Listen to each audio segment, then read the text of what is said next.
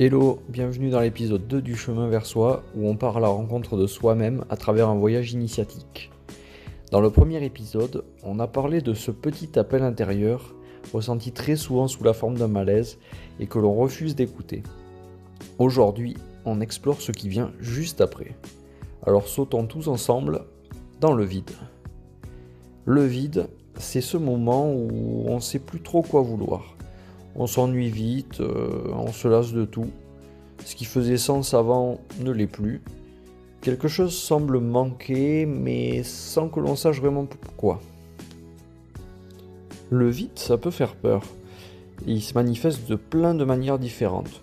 Ça peut être une perte d'élan dans ce qu'on fait, un désintérêt soudain, une sensation de creux, même une fatigue existentielle. Et très très vite, moi le premier, on cherche à le remplir. On le remplit avec des projets, des relations, des écrans, de l'action. Voilà, on essaie de combler ce vide, mais malgré tout ça, le vide il reste. Mais si ce vide n'était pas un manque, si ce vide était plutôt un espace qu'on n'a jamais vraiment appris à habiter. Le vide intérieur, c'est pas une absence.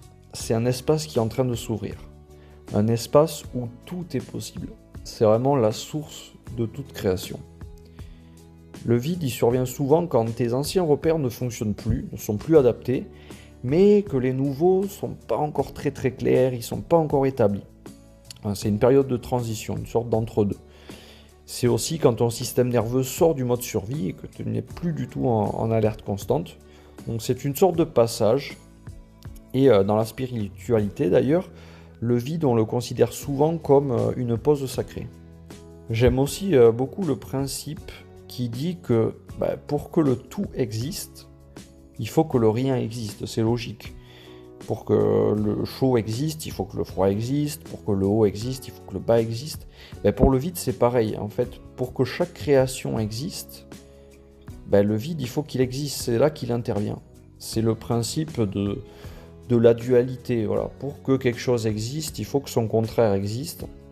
Et justement, le vide permet à chaque création aussi d'exister. Maintenant, si on s'intéresse au récit initiatique, on constate qu'il y a souvent un moment où le héros va se retirer du monde, va tomber dans le vide plus ou moins, pour au final se relever et revenir beaucoup plus fort. Et l'exemple parfait, je trouve, c'est Edmond Dantès, qui, après avoir été trahi, emprisonné et effacé du monde pendant plusieurs années, il revient sous une nouvelle identité, le comte de Monte Cristo, et il est beaucoup plus puissant, beaucoup plus influent qu'il ne l'a jamais été. Mais voilà, dans sa prison, pendant plusieurs années, il n'a plus de direction claire, plus de réponse immédiate, c'est juste le vide. Et cet espace, il n'est pas là pour punir, il est là pour dépouiller, pour faire tomber tout ce que tu as plus besoin, pour créer le silence. Et le vide intérieur, voilà, il joue exactement ce rôle. Il te nettoie, il prépare, il ouvre à quelque chose de beaucoup plus grand. Et justement, pour ressentir cette ouverture, pour écouter ce vide à l'intérieur de nous, on peut faire un petit exercice. Donc l'idée, c'est de se mettre toujours dans une position confortable, idéalement les yeux fermés, et on respire, on écoute sa respiration, sans chercher à faire quoi que ce soit d'autre. On n'essaie pas de meubler, on n'essaie pas de penser à quelque chose d'autre, non. On reste concentré sur sa respiration. Et au bout de quelques instants, on peut se poser intérieurement la question: si le vide en moi était un espace de création en attente, que demanderait-il de moi? Et là, on laisse venir ce qui vient. Pas chercher de réponses mentales, commencer à monter plein de théories farfelues. Non, juste on ressent. Peut-être qu'on va ressentir une détente. Des fois, ça peut être un frisson. Des fois, ça peut être juste du calme, une espèce d'apaisement. Parce que créer aussi, parfois, c'est juste ne pas intervenir. C'est accueillir ce qui vient.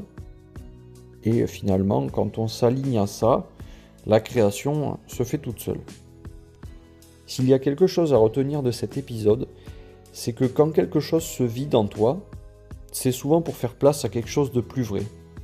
En fait, tu évacues juste ce qui ne te correspond plus, et tu laisses de la place à quelque chose qui va être beaucoup plus aligné avec toi.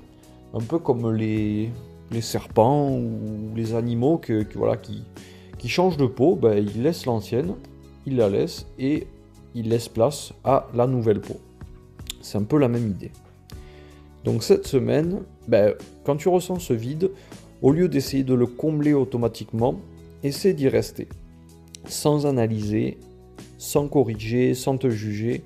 Juste reste dans ce vide, ressens et peut-être que tu sauras pourquoi il est là et qu'il aura un message pour toi. Pour conclure, le vide, c'est pas une panne, c'est pas un échec, c'est pas un problème. C'est quelque chose qui se crée pour laisser la place à quelque chose de beaucoup plus juste pour toi, beaucoup plus aligné. Et quand on accueille ce vide, le bruit mental commence à se taire. Et alors, de ce vide, émerge une question: dans quelle direction ai-je envie d'aller maintenant?